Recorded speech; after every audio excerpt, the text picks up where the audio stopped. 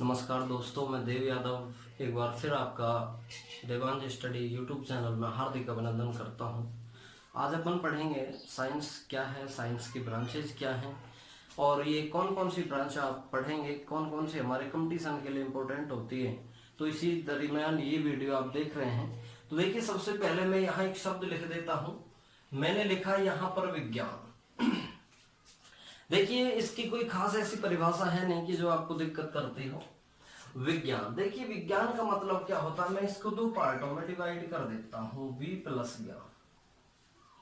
दोस्तों, वी का मतलब होता है वातावरण और ज्ञान का मतलब आप जानते हैं ज्ञान होता है, अर्थात तो वातावरण का ज्ञान ही क्या कहलाता है दोस्तों, विज्ञान। अर्थात हम डायरेक्ट ये भी कह सकते हैं द स्टडी ऑफ नेचर, अर्थात प्रकृति के ज्ञान को ही क्या कहते हैं, साइंस कहते हैं, विज्ञान कहते हैं। दोस्तों देखिए, विज्ञान की बहुत सारी शाखाएं हैं, लेकिन कंपटीशन के क्षेत्र में जो मुख्य रूप से काम में ली जाती केवल उन्हीं शाखाओं की हम बात करेंगे। यहाँ पर मुख्य रूप से 3 शाखाएं काम में ली जाती हैं। तीनों शाखाओं के बारे में अपन बात कर रहे हैं। देखिए कौन कौन सी है, क्योंकि इन्हीं से प्रश्न पूछे जाते हैं। पहली शाखा में यहां लिख देता हूं बायोलॉजी, दूसरी मैंने यहां लिखी केमिस्ट्री और तीसरी मैं यहां लिख रहा हूं फिजिक्स। देखिए, ये साइंस की मेन 3 शाखाएं हैं जो हमारे कंपटीशन के लिए इंपॉर्टेंट होती है, बायोलॉजी, केमिस्ट्री और फिजिक्स। देखिए, बायोलॉजी का मतलब क्या होता है, जीव विज्ञान। बायोलॉजी को क्या कहते हैं हिंदी में, जीव विज्ञान। केमिस्ट्री को क्या कहा जाता है, रसायन विज्ञान। केमिस्ट्री को कहते हैं रसायन विज्ञान और फिजिक्स को कहा जाता है भौतिक विज्ञान। देखिए, इन सारी चीजों को आपने पहले भी पढ़ रखा है। तो बायोलॉजी का मतलब होता है जीव विज्ञान, केमिस्ट्री का मतलब होता है रसायन विज्ञान और फिजिक्स का मतलब होता है भौतिक विज्ञान। देखिए, बायोलॉजी के ऊपर अगर हम सबसे पहले बात करें तो ये एक ग्रीक भाषा का शब्द है। ग्रीक भाषा का ये शब्द है और सबसे पहले ये जो बायोलॉजी टर्म है, बायोलॉजी शब्द जो है, ये 1802 में तो वैज्ञानिक हुए थे लेमार्क व ट्रेविरेंस। लेमार्क व ट्रेविरेंस ने सबसे पहले सन 1802 में ये बायोलॉजी शब्द दिया था। कई सारी बुक्स में आपको इस 1802 के स्थान पर 1801 भी मिलेगा, लेकिन 1801 में केवल लेमार्क ने बायोलॉजी शब्द के बारे में सोचा था। उस समय उनको ज्ञात नहीं था कि इस ब्रांच को हम बायोलॉजी कहेंगे, ये पता लगा था 1802 के अंदर। अब देखिए, जो बायोलॉजी है, अगर हम इसको 2 पार्टों में डिवाइड करें तो देखिए कैसे तोड़ेंगे अपन इसको, बायोस प्लस लोगोस। देखिए, बायोस का मतलब क्या होता है, इसके 2 मीन्स होते हैं, लाइफ या लिविंग्स, लाइफ या लिविंग, और लोगोस का मतलब होता है टू स्टडी। लोगोस का मतलब क्या होता है, टू स्टडी। देखिए, लाइफ की अगर हम बात करें तो लाइफ का मतलब होता है जीवन और लिविंग्स का मतलब होता है सजीव। टू स्टडी का मतलब होता है अध्ययन करना, अध्ययन करना। देखिए, अब इसके बारे में और बात करें। आप स्क्रीन शीट लेना चाहें तो स्क्रीनशॉट ले सकते हैं।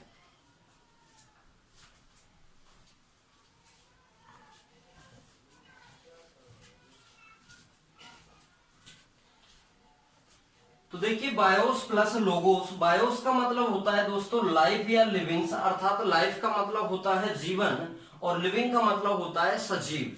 और देखिए, लोगोस का मतलब होता है टू स्टडी, अर्थात अध्ययन करना, अर्थात साइंस की वह शाखा जिसके अंदर जीवन या सजीवों के बारे में अध्ययन किया जाता है, वो शाखा क्या कहलाती है, बायोलॉजी कहलाती है। दोस्तों, बायोलॉजी में अब देखिए, हम सजीवों के बारे में अध्ययन करेंगे, लेकिन आपको ये पता होना चाहिए आखिर है क्या, लिविंग्स है क्या, सजीव कहते किसे हैं।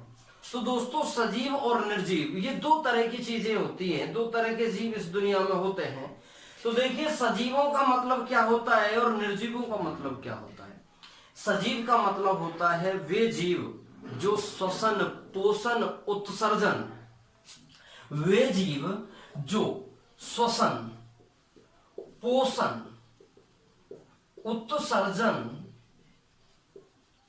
पाचन,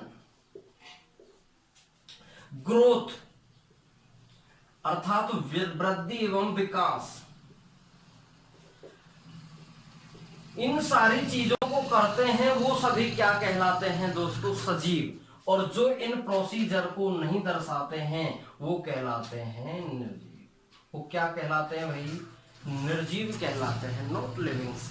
और एक होता है लिविंग्स। तो देखिए, आपने जैसे मान लीजिए आप किसी कुर्सी पे बैठे, कभी कुर्सी ने कान में धीरे से कान में कभी फुसफुसा के ये कहा कि मुझे चाय पीनी है? वो नहीं कह सकती कभी भी, क्योंकि वो कभी भी पोषण नहीं करती। दोस्तों, इसका मतलब कुर्सी क्या होती है? निर्जीव होती है।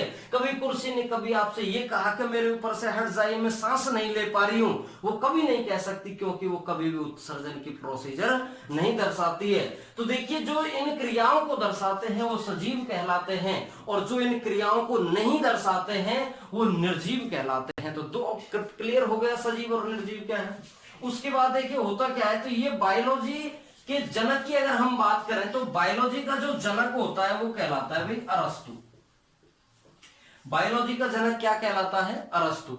तो यहां तक की बात हो गई। कौन कौन से प्रश्न यहां से बनते हैं? बायोलॉजी को क्या कहा जाता है? जीव विज्ञान। बायोलॉजी शब्द कौन सी भाषा का शब्द है? ग्रीक भाषा का। बायोलॉजी जो है ये शब्द सबसे पहले 1802 में लेमार्क व ट्रेविरेंस ने दिया था। बायोलॉजी को समझने के लिए हमने इसको दो पार्टों में तोड़ दिया, बायोस प्लस लोगोस। बायोस का मतलब होता है लाइफ या लिविंग्स अर्थात तो जीवन या सजीव। लोगोस का मतलब होता है टू स्टडी अर्थात अध्ययन करना, अर्थात साइंस की वह शाखा जिसके अंदर हम जीवन का अध्ययन करते हैं, सजीवों का अध्ययन करते हैं, वो कहलाती है बायोलॉजी। बायोलॉजी का जनक या फादर किसे कहते हैं भाई? अरस्तु को। देखिए, इसके बाद हमने बायो को दो पार्टों में और विभाजित कर दिया है। बायोलॉजी की और दो शाखाएं और मुख्य रूप से हम पढ़ते हैं। देखिए कौन कौन सी हैं। बायोलॉजी को फिर दो पार्टों में हम बांट देते हैं। कौन कौन से पार्टों में भाई? एक तो होता है बॉटनी और एक दूसरा होता है जूलॉजी। दूसरा पार्ट क्या होता है? जूलॉजी। दोस्तों, बॉटनी का मतलब होता है वनस्पति विज्ञान। बॉटनी का मतलब क्या होता है? वनस्पति विज्ञान। और जूलॉजी का मतलब होता है जंतु विज्ञान। अर्थात देखिए, जंतु और वनस्पति दोनों ही सजीव हैं, क्योंकि हम क्या पढ़ रहे हैं? बायोलॉजी। और बायोलॉजी सजीवों का अध्ययन है। अब चाहे बायोलॉजी के कितने भी पार्ट हो जाए दोस्तों, हम पढ़ेंगे सजीवों के बारे में। तो हम देखिए यहाँ दो ब्रांचों को मुख्य रूप से पढ़ेंगे, बॉटनी और जूलॉजी। दोस्तों, जो बॉटनी है, बॉटनी को कहते हैं वनस्पति विज्ञान, अर्थात इस साइंस की शाखा के अंदर हम पेड़ पौधों के बारे में अध्ययन करेंगे। इसको हम पादप विज्ञान भी कहते हैं। इधर देखिए जूलॉजी। जूलॉजी का मतलब होता है जंतु विज्ञान। इसमें हम सभी जीव जंतुओं के बारे में अध्ययन करेंगे। और मानव, ह्यूमन बीइंग्स भी इसी में आएगा, मानव के बारे में भी हम इसमें अध्ययन करेंगे। दोस्तों, यहाँ आप कह सकते हैं कि इसका नाम मानव के नाम पर क्यों नहीं रखा गया, लेकिन दोस्तों इसका नाम जंतु विज्ञान क्यों रखा? दोस्तों, मानव की तुलना में देखिए, जब व्हीटेकर ने जीव जंतुओं का डिवाइडेशन किया था उस समय जंतुओं की संख्या बहुत अधिक थी, इसलिए इसको इस साइंस की शाखा का नाम मानव के नाम पे ना रखकर जंतुओं के नाम पे रख दे, क्योंकि जंतुओं की संख्या मानव की तुलना में बहुत ज्यादा थी। बहुत सारे प्रकार के जीव जंतु पढ़ते हैं अपन, तो इसलिए इस साइंस के नाम रख दिया जंतु विज्ञान। तो देखिए, ये था बायोलॉजी के बारे में।